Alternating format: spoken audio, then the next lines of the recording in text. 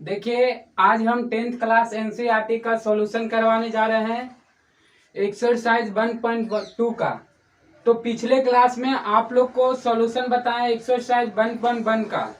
तो आज की क्लास में आप लोग को एक्सरसाइज 1.2 का सॉल्यूशन करवाएंगे। तो हेडिंग दे दीजिए एक्सरसाइज 1.2।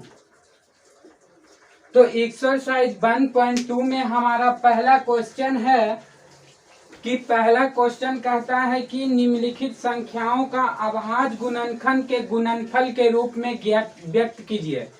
निम्नलिखित संख्याओं का अभाज्य गुणनखंड के गुणनफल के रूप में व्यक्त कीजिए।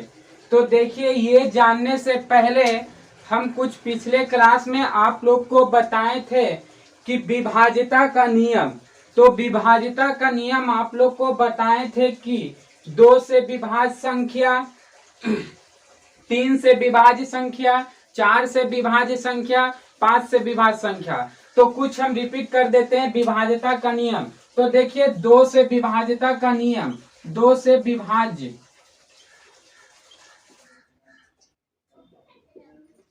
तो 2 से विभाज्य संख्या कहता है कि यदि संख्या के इकाई अंक में यदि किसी संख्या के इकाई अंक में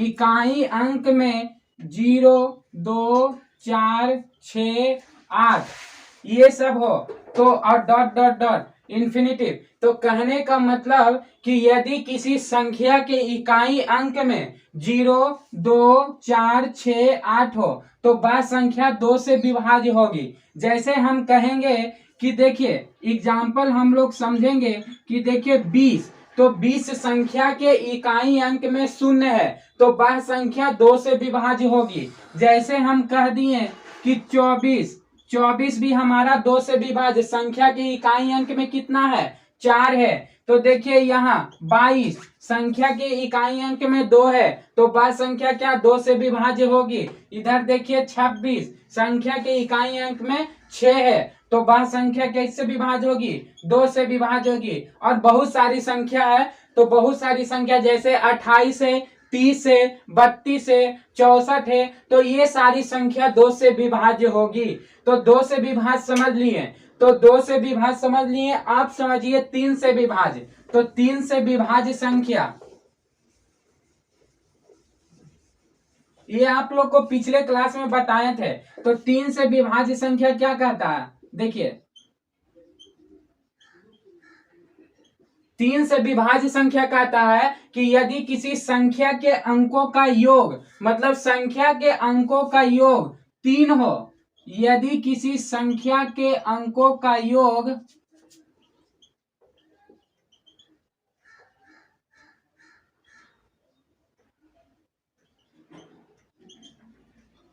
संख्या के अंकों का योग 3 से विभाज्य हो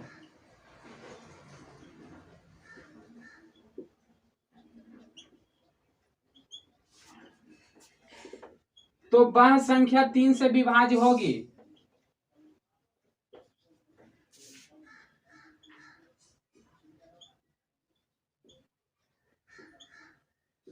जैसे हम कहेंगे एग्जाम्पल में कि संख्या के अंकों का योग पूछ रहा है,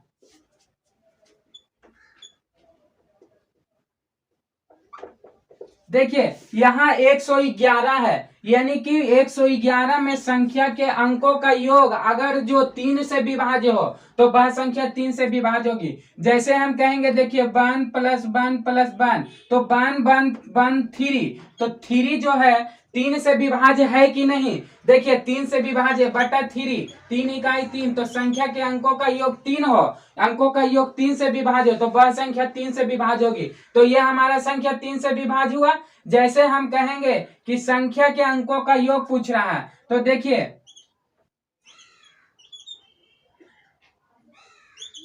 ये हमारा 49 26 है, तो 49 26 संख्या के अंकों का योग यानी कि 3 से विभाज्य हो। तो देखिए अंकों का योग पूछ रहा है, 9 4 13 2 15, अब 15 6 कितना होता है 21, तो 21 हमारा संख्या कितना से विभाज्य होगा 3 से विभाज्य होगा, तो ये 21 हमारा 3 से विभाज्य होगा, तो ये जो संख्या आया 49 26 ये संख्या 3 से विभाज्य होगा। तो जैसे हम कहते हैं 3 से विभाज्य, अब चलेंगे 4 से विभाज्य।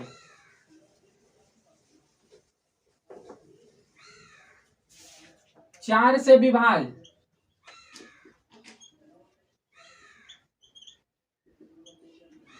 तो 4 से विभाज्य संख्या कहता है कि यदि किसी संख्या के, मतलब यदि किसी संख्या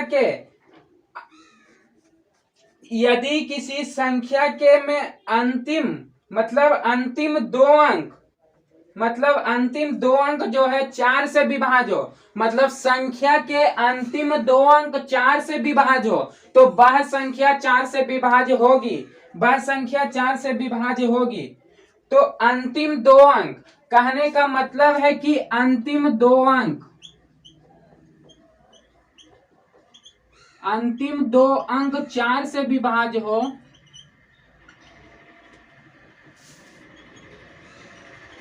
तो वह संख्या 4 से विभाज्य होगी।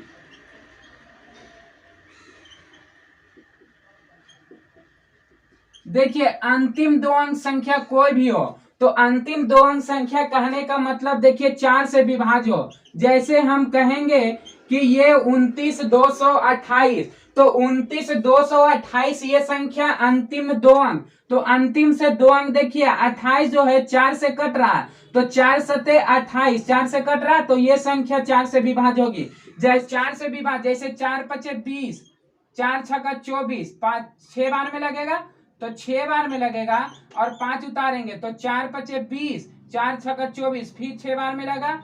अब हम 4 तिहाई 12, अब शून्य यानी कि 66 30, और गुना 4 कीजिएगा तो देखिए 4 तिहाई 12, 6 24 1 25 के 5, और 6 24 और 2 26 आया ना, 26 5 2 0, तो ये संख्या 4 से क्या होगा विभाज्य होगा, तो 4 से विभाज्य।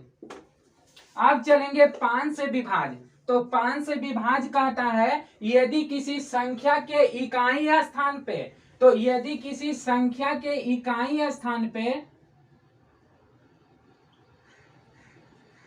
संख्या के इकाई स्थान पे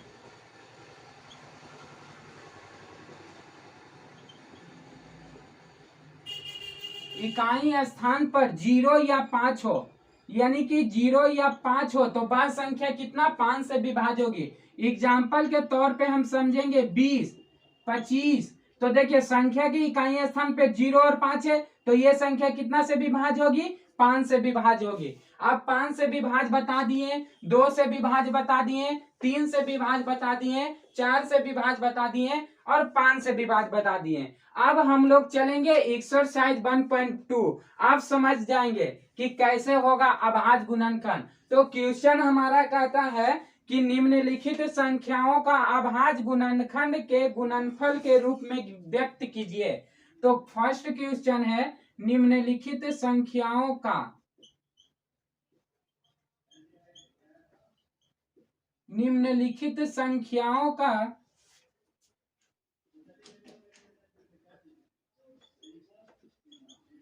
अभाज्य गुणनखंड के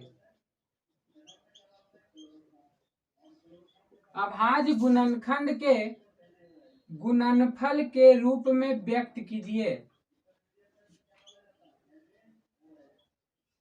रूप में व्यक्त कीजिए। तो देखिए क्या बोल रहा, अभाज्य गुणनखंड के गुणनफल के रूप में व्यक्त कीजिए।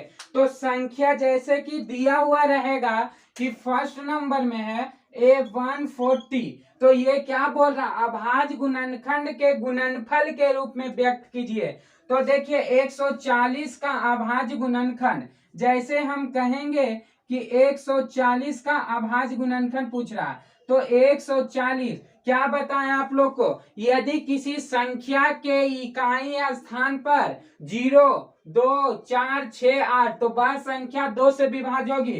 तो देखिए ये संख्या 2 से विभाज्य हो रहा है, तो ये भी संख्या 2 से विभाज्य होगा, तो 35 दूना 70। और फिर क्या बताएं, यदि किसी संख्या के अंत में 0 या 5 हो, तो संख्या के अंत में 5 है तो ये संख्या 5 से विभाज्य होगी। अब ये 7 से कटेगा, तो 7 हमारा अभाज्य संख्या है। तो क्या पूछ रहा है, गुणनफल के रूप में। तो 140 का अभाज्य गुणनखंड के गुणनफल, तो अभाज्य गुणनखंड के गुणनफल के रूप में व्यक्त करने का रहा।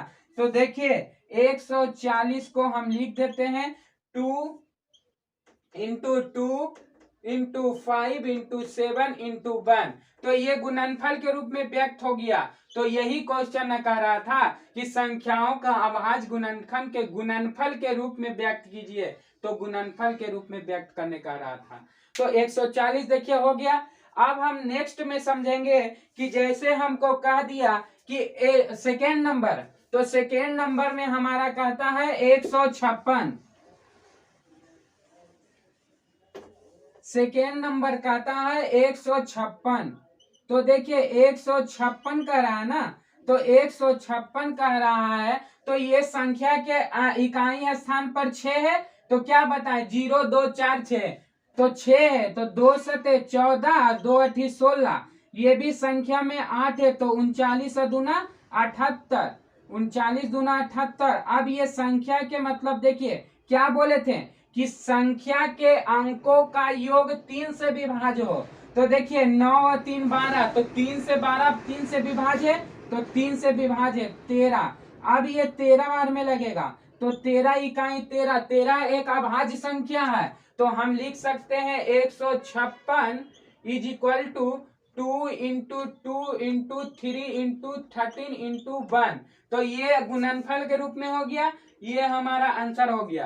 तो 156 हो गया। जैसे हम कहेंगे 38 25, तो 38 25, तो देखिए ये सेकेंड नंबर हो गया। अब थर्ड नंबर है, थर्ड नंबर में कहता है 38 25, 38 25। तो देखिए ये संख्या के इकाई स्थान पर 0 2 4 6 नहीं है। तो देखिए क्या बताए थे, संख्या के अंकों का योग 3 से विभाज्य हो। देखिए ये अंकों का योग 8 3 11, 11 2 13, और 13 और 5 कितना होता है 18। तो 18 जो संख्या है 3 से कटेगा। तो देखिए 3 इकाई 3, और 3 दूना 6, और 3 सते 21, और 3 पचे 15। देखिए 3 इकाई 3, बचा कितना, एक बचा 18 हुआ, तो 18 हुआ। तो देखिए 3 इकाई 3, और फिर 3 दूना 6, यहाँ पे 2 बचा, और 2 2 22 होता है। तो 22 कितना से कटेगा, 3 सते 21, 21 कटा, यहाँ पे 1 बचा, तो 1 5 मिलके 15 बना, 3 पचे 15। अब देखिए ये 3 से कट रहा है, देखिए 7 5 12 2 14 1 15। तो ये भी संख्या 3 से कट रहा है, 3 चौका 12, और 3 दूना 6, और 3 पचे 15। अब देखिए अब इस संख्या कितना से कट रहा है, 425, 3 से कट रहा है, नहीं कट रहा।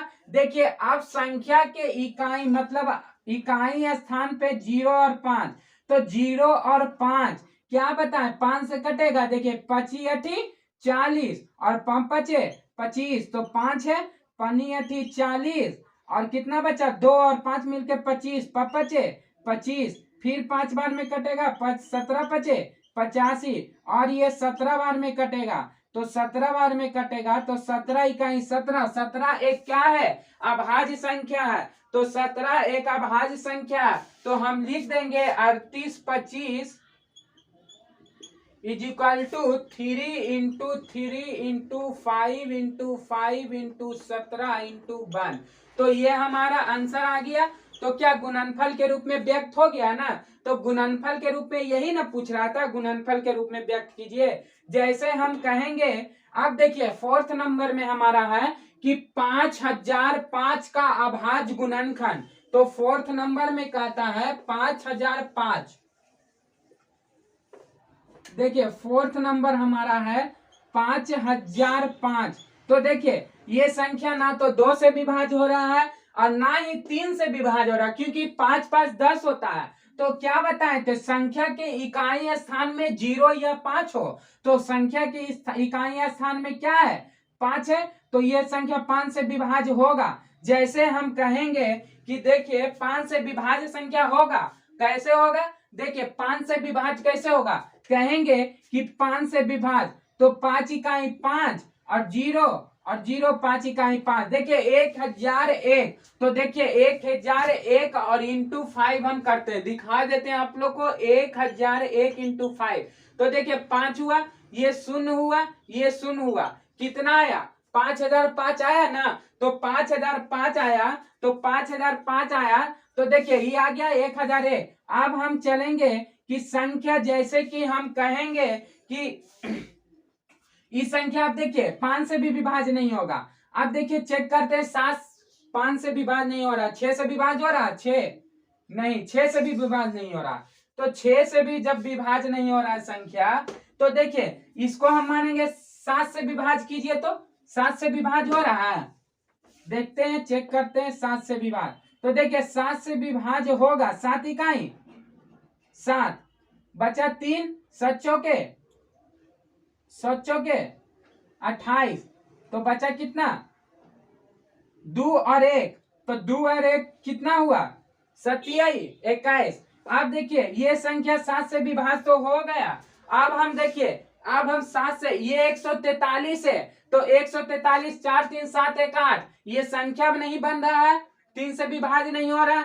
जैसे हम कहेंगे, देखते हैं संख्या, जैसे कितना से विभाज्य होगा, 11 13 11 143, 11 से संख्या विभाज्य होगा, तो देखिए 11 से कैसे विभाज्य होगा, देखिए 13 को मल्टीप्लाई 11 से करेंगे, 3 इकाई 3 1 3 1 4, देखिए 143 आया ना, तो 13 11 143। अब हम 13 से इसको विभाज्य करेंगे, तो 13 एक अभाज्य संख्या है, तो 13 एक अभाज्य संख्या, तो 5005 और बराबर कितना लिखेंगे, 5 इंटू 7 इंटू 11 इंटू 13 इंटू 1, तो ये हमारा क्या आया, ये हमारा आंसर आ गया, आंसर आ गया। तो देखिए अब हम 5 नंबर में चलते हैं, 74 29 का अभाज्य गुणनखंड, तो 5 नंबर की ओर चलते हैं, कितना बोल रहा है, 74 29 का अभाज्य गुणनखंड, तो 74 29 का अभाज्य गुणनखंड पूछ रहा है ना, तो 74 29 का जब अभाज्य गुणनखंड पूछ रहा है, तो देखिए 74 29, जैसे हम कहेंगे कि ना तो ये संख्या 2 से कट रहा है, ना ही 4 से कट रहा है, ना ही 5 से कट रहा है, तो चेक कैसे करेंगे, जैसे हम कहेंगे कि देखिए 16 से कटा, 16 चौका 64 64 6 70, नहीं कट रहा है, 16 से भी नहीं कट रहा, तो हम 17 से लगा के देखते हैं, 17 चौका 68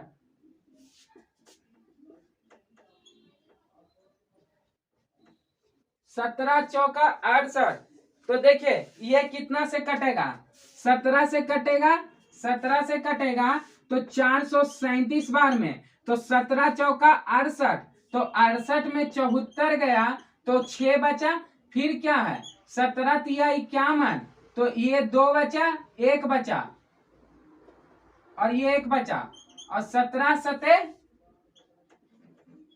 19 से 119, देखिए अब कितना 17 बार में कट गया ना, तो 17 सते 19 से, आप देखिए ये 437 है, तो 437, तो देखिए ये 17 बार में कटा, तो 18 बार में कट रहा, 18 दूना 36, 18 तिया 54, 18 दूना 36, 36 और 4 3 43, 7 बचा, तो 7 नहीं कट रहा। अब हम 19 बार में चेक करेंगे, 19 का 19 19 दूनी 38, 19 या 57 ज्यादा हो रहा है 38 बार में, तो 43 से 38 घटाइए, तो 13 में से 8 जाएगा, तब 5 और कट गया, तो 19 या 57, तो 19 बार में 19 तिहाई 38 और 19 तिहाई 19 दूना 38 और 19 तिहाई 57। अब ये 23 से कटेगा, 23 इकाई 23, तो 23 एक क्या है, अभाज्य संख्या है, तो देखिए हम लिख सकते हैं ना, 74 29 बराबर 17 इंटू 19 इंटू 23 इंटू 1, तो गुणनफल के रूप में व्यक्त हो गया। तो देखिए ये आ गया। अब हम क्या पूछ रहा था, संख्याओं का अभाज्य गुणनखंड के गुणनफल के रूप में व्यक्त कीजिए, तो व्यक्त हो गया। ये रहा फर्स्ट क्वेश्चन का अब सेकेंड नंबर की ओर चलेंगे। तो सेकेंड नंबर में हमारा पूछता है कि पूर्णांकों को निम्नलिखित युग्मों के एचसीएफ और एलसीएम ज्ञात कीजिए तथा इसकी जांच कीजिए कि दो संख्याओं का गुणनफल एचसीएफ गुने एलसीएम। तो पूर्णांकों के निम्नलिखित युग्मों के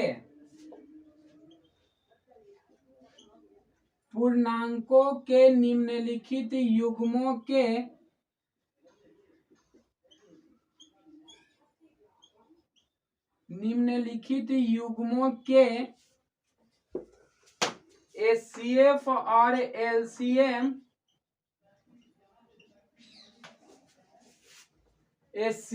एलसीएम ज्ञात कीजिए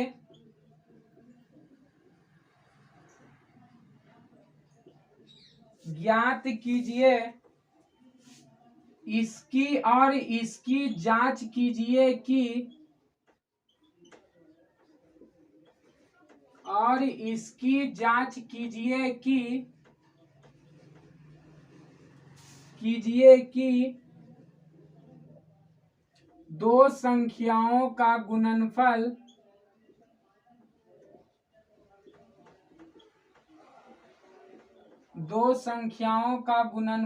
एचसीएफ गुना एलसीएम है।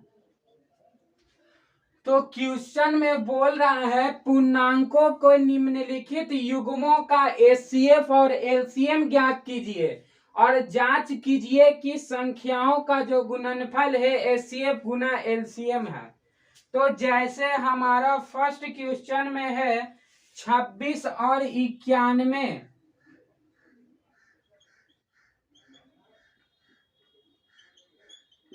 तो 26 और 91 का जैसे हम समझ लेते हैं कि 26 और 91 का मतलब 26 का अभाज्य गुणनखंड 91 का अभाज्य गुणनखंड। तो देखिए 26 और 91 का अभाज्य गुणनखंड, तो 2 से 13 बार में, 13 से 1 बार में। ये देखिए 3 से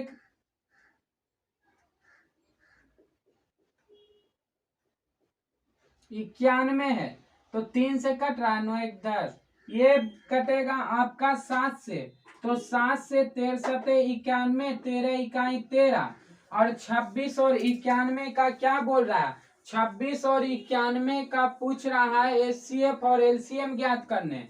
तो एचसीएफ होता है हाईएस्ट कॉमन फैक्टर और एलसीएम होता है लोएस्ट कॉमन मल्टीपल।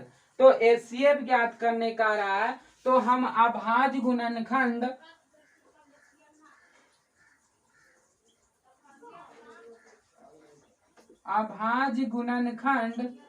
26 और 91 का, तो देखिए 26 को कितना है 2 इंटू 3 इंटू 1 और 91 कितना है 7 इंटू 3। तो देखिए इसमें कोई उभयनिष्ठ गुणनखंड है, तो उभयनिष्ठ गुणनखंड कितना है 13, तो 13 उभयनिष्ठ गुणनखंड है, ये भी एक है, तो ये 13 है। तो एचसीएफ हमारा क्या है, एचसीएफ हमारा कितना आएगा, जो उभयनिष्ठ गुणनखंड आएगा वही हमारा एचसीएफ आएगा। तो एचसीएफ हमारा उभयनिष्ठ गुणनखंड आएगा, तो एचसीएफ आएगा 13।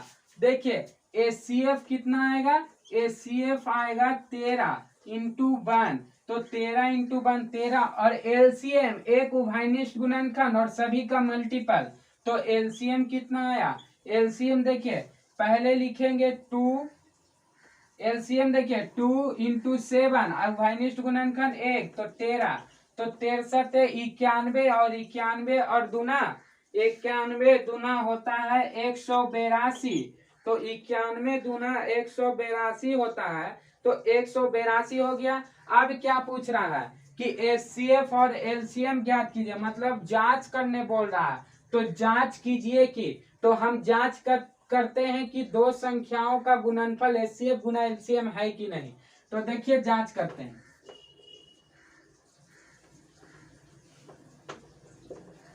जांच करना है कि दो संख्या, तो पहली संख्या गुने दूसरी संख्या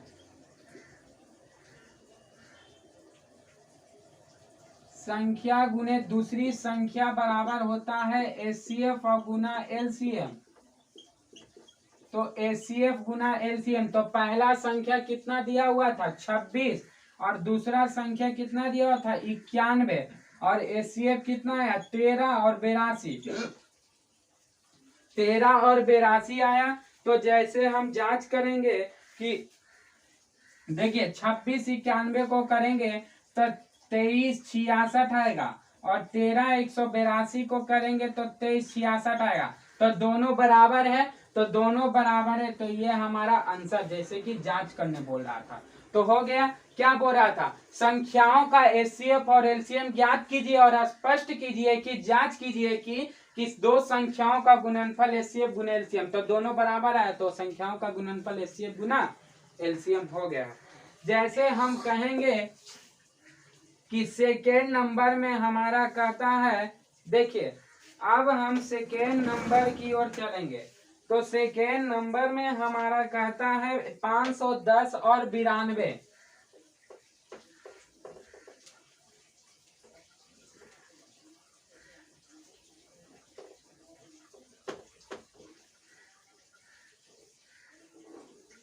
सेकेंड नंबर में हमारा कहता है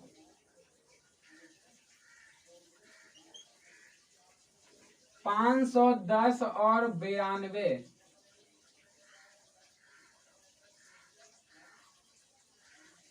तो देखिए 510 का हम अभाज्य गुणनखंड निकालेंगे।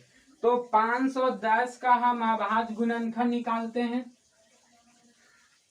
तो देखिए 2 से कट रहा है, 2 दूना 4 और 2 पचे 10। 2 दूना 4 और 2 पचे 10। तो कट रहा है तो 255 बार में कटेगा। 255 और दूना 510। देखिए 5 दूना 10 एक 11, 2 दूना 4 5, 255 बार में कटा ना, तो 255 बार में कटेगा। तो 255 बार में कटेगा। अब देखिए ये संख्या 5 5 10 और 2 12, 3 से भी भाज्य होगा। तो 3 8 24, 3 पचे 15, 5 से कटेगा 5 17 पचे 85, 17 इकाई 17। अब कितना है 92। तो 92 कितना 2 बार में, 2 चौका 8, 2 छक्का 12। तो 86 दूना 92, 6 दूना 12 और 8, तो 2 चौके 8 और 2 छक्का 12, 46 दूना 92। तो 46 2 से 23 कटेगा और 23 1, तो 23 1 क्या है अभाज्य गुणनखंड।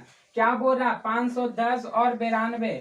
तो 510 को लिखेंगे हम 2 इंटू 3 इंटू 5 इंटू 17 इंटू 1 और 92 को लिखेंगे 2 इंटू 2 इंटू 23 इंटू 1। तो देखिए इसमें उभयनिष्ठ गुणनखंड कौन कौन है। तो देखिए उभयनिष्ठ गुणनखंड इसमें कौन कौन है पता करना है।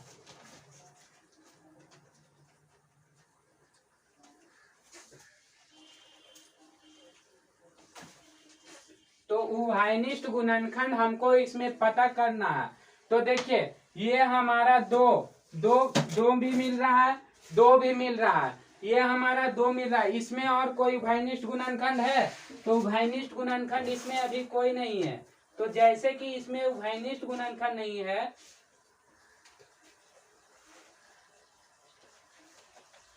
सिर्फ 2 ही मिल रहा है उभयनिष्ठ गुणनखंड। तो 2 ही जब मिल रहा है तो क्या एचसीएफ हमारा 2 आएगा।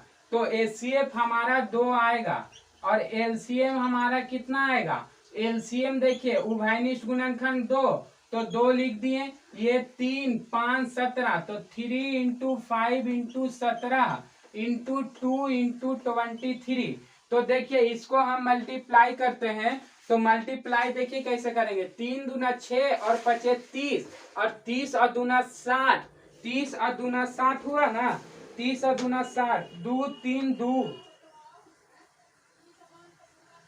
ये हमारा 5 हो गया। अब देखिए तो कितना आएगा 2 3 6 और 5 30, 30 दूना 60, और 60 इंटू 17 इंटू 23, तो 7 इंटू 17 इंटू 23, तो ये हमारा आएगा, देखिए ये गुना कीजिएगा तो इसका आंसर आएगा 23,460। तो 23,460 आएगा, तो 23,460 आएगा, गुना कर लीजिएगा 23,460 आएगा। अब देखिए क्या बोल रहा था कि जांच करना है कि दो संख्याओं का गुणनफल एचसीएफ गुना एलसीएम होता है कि नहीं। तो जांच करना है, तो संख्या मतलब पहली संख्या और गुने दूसरी संख्या बराबर क्या होता है, एचसीएफ और गुना एलसीएम। तो पहली संख्या गुने दूसरी संख्या बराबर होता है एचसीएफ गुना एलसीएम। पहला संख्या कितना 510 और दूसरा संख्या 92, और एचसीएफ और गुना एलसीएम कहने का मतलब 2, और एलसीएम कितना है 23,460। अब देखिए इसको हम चेक करते हैं, 510 को 92 से हम गुना करते हैं, तो देखिए 0 का 0, 2 5 दूना 10, 0 9 इकाई 9 पचे 45, 0 2 9 6 4 46 9 2 20, तो 46 9 2 20 आता है। तो देखिए 23 दूना 46, 2 दूना 2 0 का 0, फिर 2 6 दूना 12, 2 चौका 8 है, 1 9, 2 तिहाई 6 और 2 दूना 4, तो 46 920 और बराबर 46 920, तो दोनों बराबर आ गया। तो संख्या क्या होगा ज्ञात हो जाएगा। तो जांच हो गया पहला और दूसरा संख्या का एचसीएफ गुना एलसीएम। अब हम चलेंगे थर्ड की ओर। क्वेश्चन नंबर थर्ड में देखिए क्या, क्वेश्चन नंबर थर्ड में कहता है कि 336 और 54, तो 336 और 54 ये समझ लिए। अब क्वेश्चन नंबर थर्ड में कहता है 336 और 54, तो देखिए 336 और 54 यही ना बोल रहा है, 336 और 54 में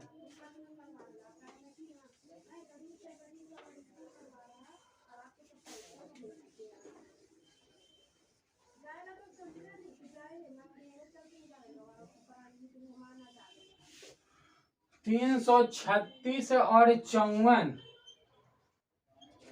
336 और 54, 336, जैसे कि 336 देखिए 2 से कटेगा 168 बार में, ये भी 2 8 16, 2 चौका 8 84 बार में कटा। अब देखिए 2 चौका 8 और 2 दूना 4 42 दूना 84 और 2 21 दूना 42 और 3 सते 21, कट गया ना। अब देखिए 7 बार में कटेगा, 7 इकाई 7 एक अभाज्य गुणनखंड है, तो 7 एक अभाज्य गुणनखंड है। जैसे 54 को काटते हैं तो 2 27 दूना 54, 3 से कटेगा 3 नमा 27, फिर 3 से कटेगा 3 तिहाई 9, फिर 3 से कटेगा 3 इकाई 3, तो 3 एक क्या है, 3 एक अभाज्य गुणनखंड है, तो 3 एक क्या है अभाज्य गुणनखंड है। अब क्या करेंगे कि दो संख्या, तो हम क्या करेंगे कि 336 is equal to 2 into 2 into 2 into 2 into 3 into 7। अब देखिए 54 में हमारा है 2 इंटू 3 इंटू 3 इंटू 3 इंटू 1। अब देखिए उभयनिष्ठ गुणनखंड खोजिए, इसमें 2 है, इसमें 2 है, इसमें देखिए, इसमें देखिए, इसमें 3 है, इसमें भी उभयनिष्ठ गुणनखंड 3 है। तो एचसीएफ क्या होगा, एचसीएफ होगा, एचसीएफ मतलब न्यूनतम संख्या, तो न्यूनतम संख्या एचसीएफ तो 2 हो गया और 2 और 3 हो गया, तो 2 तिहाई 6, एचसीएफ 6 आया। अब एलसीएम देखिए, एलसीएम देखिए कितना आएगा, 2 आया उभयनिष्ठ, 3 आया उभयनिष्ठ। अब देखिए 2 दूना 4 और दूना 8 और 7 56, तो 2 2 2 2 गुना 7 गुना 3 गुना 3, तो देखिए 2 तिहाई 6 दूना 12 दूना 24 और दूना 48 और 48 और 7 48 हो गया ना। तो 48 7 देखिए कितना होता है, 8 7 56 और 7 4 28, 28 और 5 कितना होता है 33, 336 हुआ ना। और 336 को 9 से हम गुना करेंगे तो 9 6 54 का 4 9 27, और 27 और 5 कितना होता है 32 का 2 और बाकी 3 होती है 27 और 3 30। तो 30 आया यानी कि 3024। तो 3024 आया हमारा कि क्या चाहिए एलसीएम। तो एलसीएम आया। अब क्या बोल रहा है जांच करने बोल रहा है। तो जांच करने के लिए बोल रहा है कि संख्या का एचसीएफ गुणनफल एचसीएफ गुने एलसीएम। तो पहली संख्या गुने दूसरी संख्या बराबर होता है एचसीएफ और गुना एलसीएम। तो पहला संख्या कितना है 336 और दूसरा संख्या 54 है और एचसीएफ आया 6 और 3024 एलसीएम आया। तो देखिए इसको हम मल्टीप्लाई करेंगे। तो मल्टीप्लाई करेंगे तो 18 1 44 आएगा और इसमें भी 18 1 44 आएगा। तो ये हमारा क्या है आंसर हो गया। तो संख्याओं का गुणनफल ना पूछ रहा था एचसीएफ गुने एलसीएम मतलब जांच करने के लिए बोल रहा था। तो पहली संख्या गुने दूसरी संख्या बराबर होता है एचसीएफ गुना एलसीएम।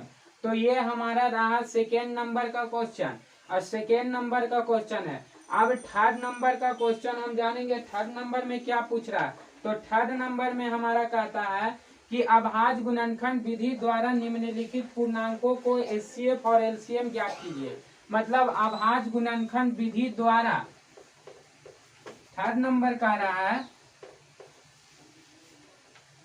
कि अभाज्य गुणनखंड विधि द्वारा निम्नलिखित पूर्णांकों को एचसीएफ और एलसीएम ज्ञात कीजिए। तो देखिए अभाज्य गुणनखंड विधि द्वारा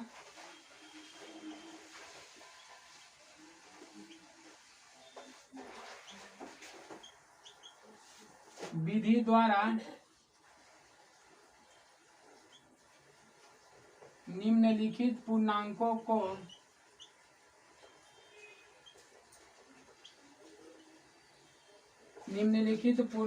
को एचसीएफ और एलसीएम ज्ञात कीजिए।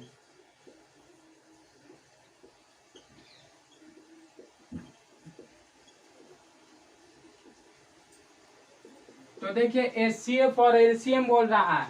तो एचसीएफ और एलसीएम जैसे कि मेरा पहला बोलेगा 12 15 और 21 का यानी कि पहला हमारा है 12 15 21।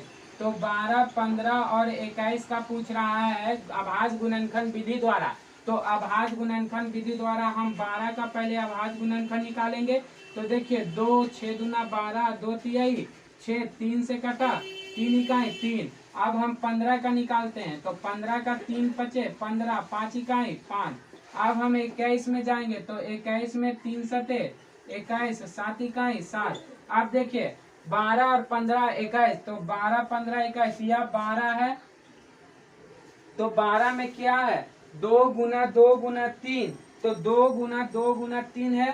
तो देखिए 12 में 2 गुना 3 है। 15 में क्या है 15 में देखिए 3 और गुना 5। तो इसको 5 और गुना 3 लिखते हैं 15। और 21 में क्या है 7 गुना 3। तो 7 और गुना 3। देखिए इसमें उभयनिष्ठ गुणनखंड कौन है। तो उभयनिष्ठ गुणनखंड देखिए 3 है। तो 3 हमारा उभयनिष्ठ गुणनखंड है। तो और कोई है तो नहीं है। तो एचसीएफ हमारा कितना आएगा एचसीएफ हमारा आएगा 3 और एलसीएम कितना आएगा एलसीएम देखिए कितना आएगा एलसीएम आएगा 2 इंटू 5 इंटू 7 इंटू 3। तो 2 दूना 4 बचे 20 और 20 सते 4 से और 140 और तिहाई 140 तिहाई होता है 420। तो 140 इंटू 3 बराबर 420। देखिए नहीं पता है तो देखिए इधर देख लीजिए 140 0 4 तिहाई 12 3 इकाई 3 1 4 420 आया ना। तो 140 तिहाई 420। तो क्या पूछ रहा था एचसीएफ और एलसीएम। तो एचसीएफ हमारा आया 3 और एलसीएम आया कितना 420। तो एचसीएफ और एलसीएम यही तो पूछ रहा था ना। आप देखिए एचसीएफ और एलसीएम पूछ रहा था। अब सेकेंड नंबर में बोल रहा है कि 17 23 और 29 17 23 और 29 यहाँ पे लिख दीजिएगा कि एचसीएफ इक्वल टू 3 और एलसीएम इक्वल टू 420। और सेकेंड नंबर में कह रहा है कि 17 23 29। तो 17 23 29 का पूछ रहा है। तो देखिए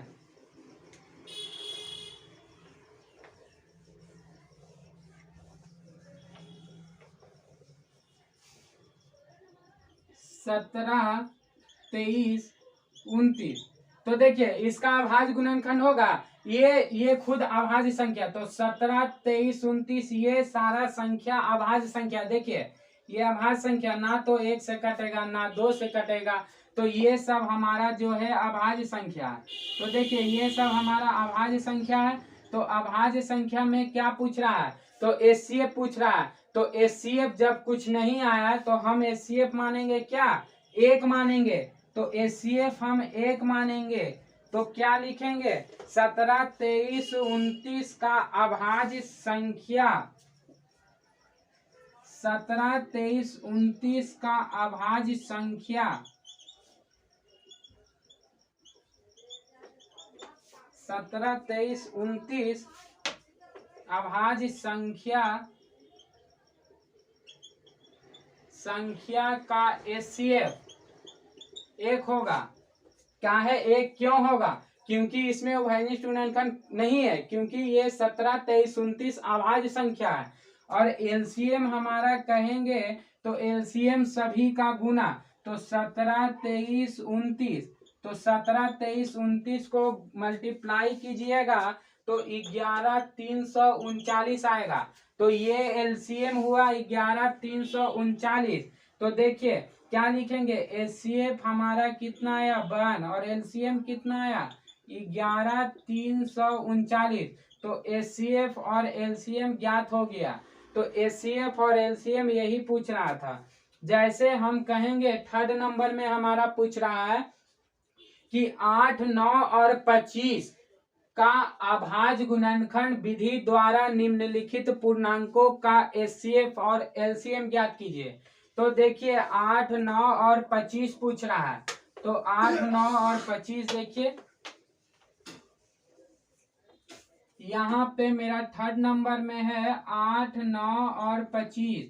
तो 8, 9 और 25 है। तो देखिए 8 का अभाज्य गुणनखंड 2 चौ 8 और 2 दूना 4 और 2 इकाई 2 हो गया। तो देखिए 9 का निकालेंगे अभाज्य गुणनखंड 3 तिहाई 9 और 3 इकाई 3। 25 का निकालेंगे 5 से कटेगा, 25, 5 इकाई 5।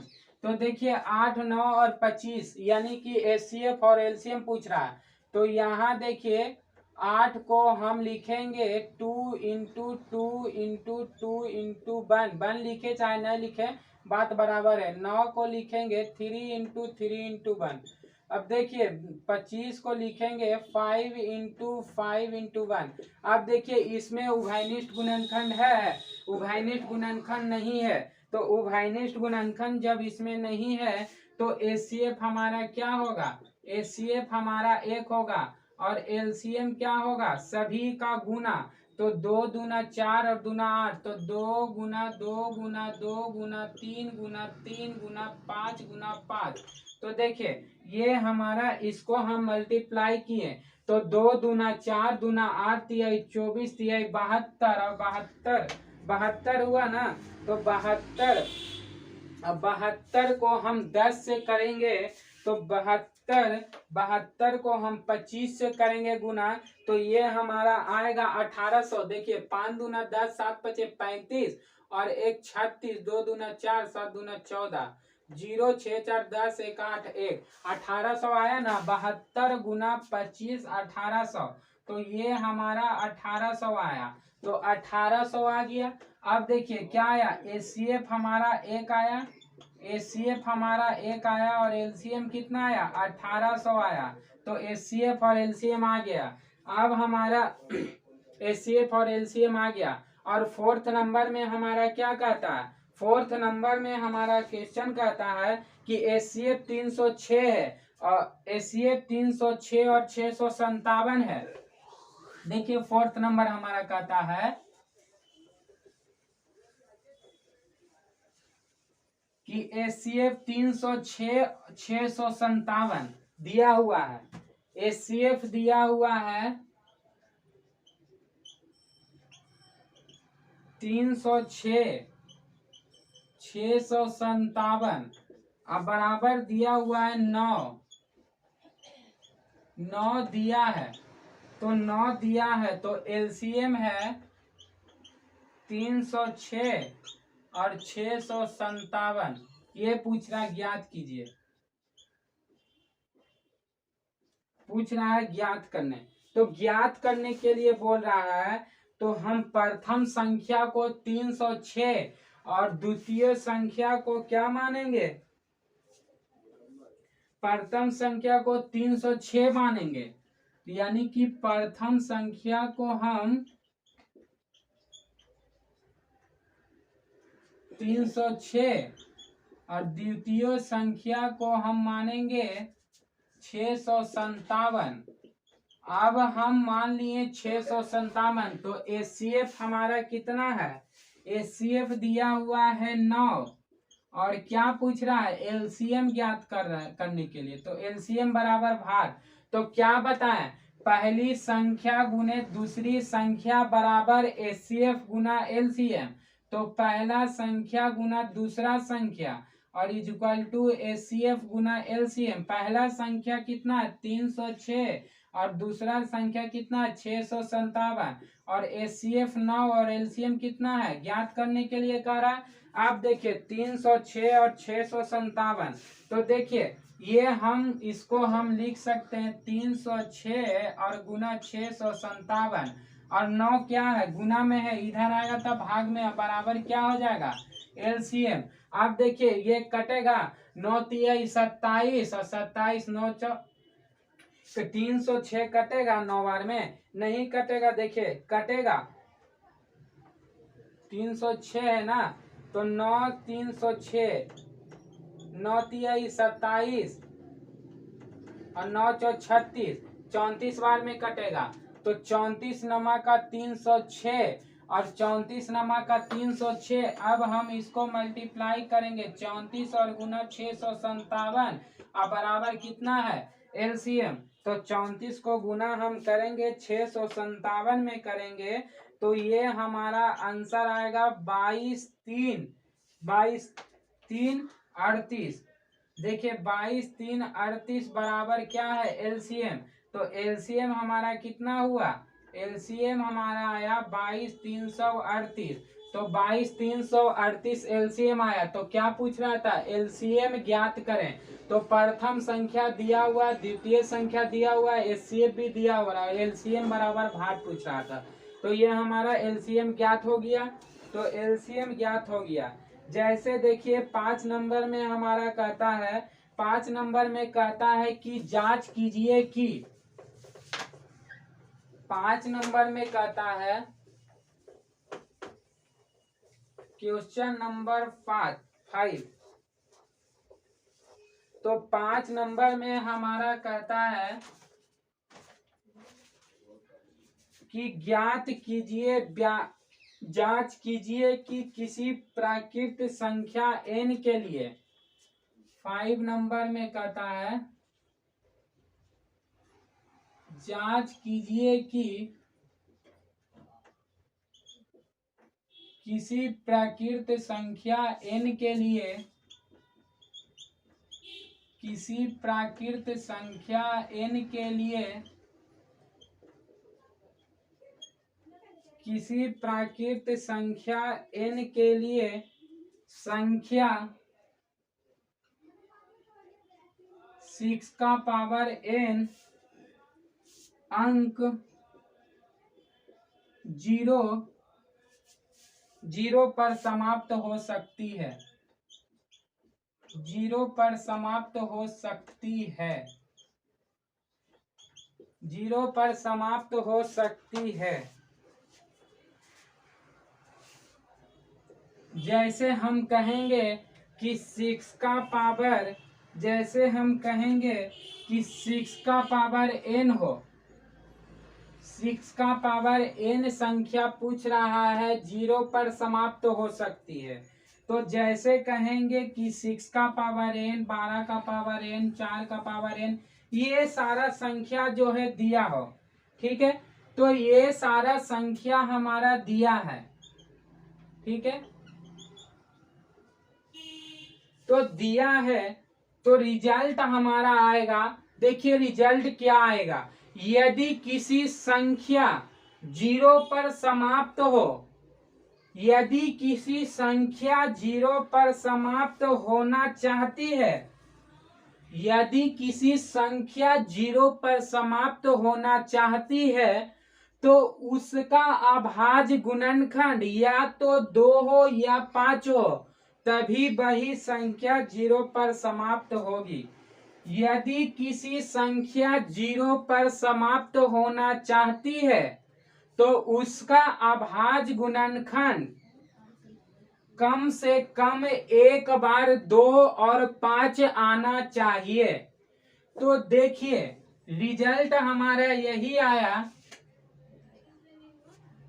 रिजल्ट यही आया कि यदि किसी संख्या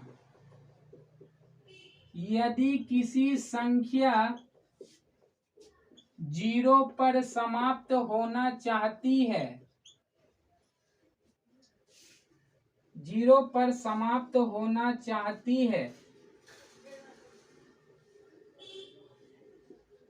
तो उसका अभाज्य गुणनखंड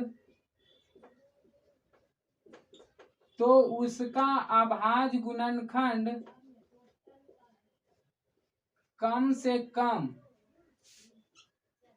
उसका अभाज्य गुणनखंड कम से कम एक बार 2 और 5 आना चाहिए, 2 और 5 आना चाहिए।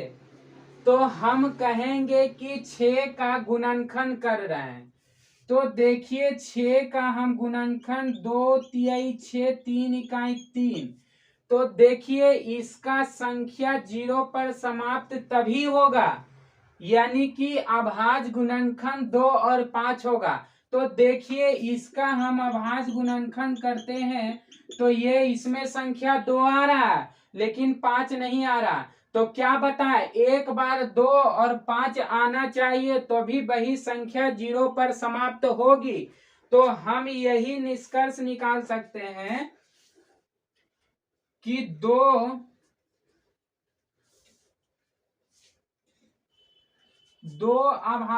मतलब संख्या आया है और 5 नहीं आया है, तो हम कह सकते हैं कि 6 का गुणनखंड करने पर, यानी कि 6 का गुणनखंड करने पर 2 और 5, 6 का गुणनखंड करने पर 2 और 5 के रूप में नहीं है, 2 और 5 के रूप का नहीं है, अर्थात यह कभी भी 0 पर समाप्त नहीं होगी किसी प्राकृत संख्या n के लिए। यानी कि 6 का अभाज्य गुणनखंड करने पर, यही लिख देते हैं, यहां लिख देते हैं, चूंकि 6 का अभाज्य गुणनखंड करने पर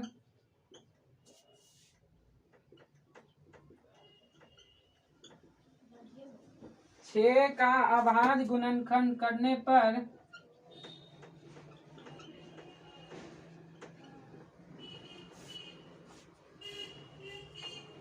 2 और 5 के रूप का नहीं है,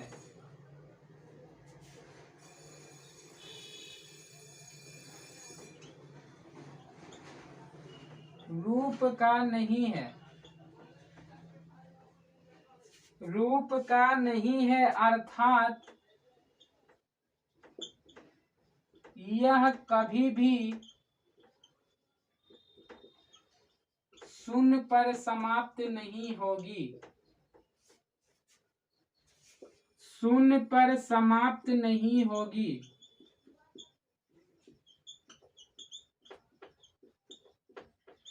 नहीं होगी प्राकृत संख्या n के लिए,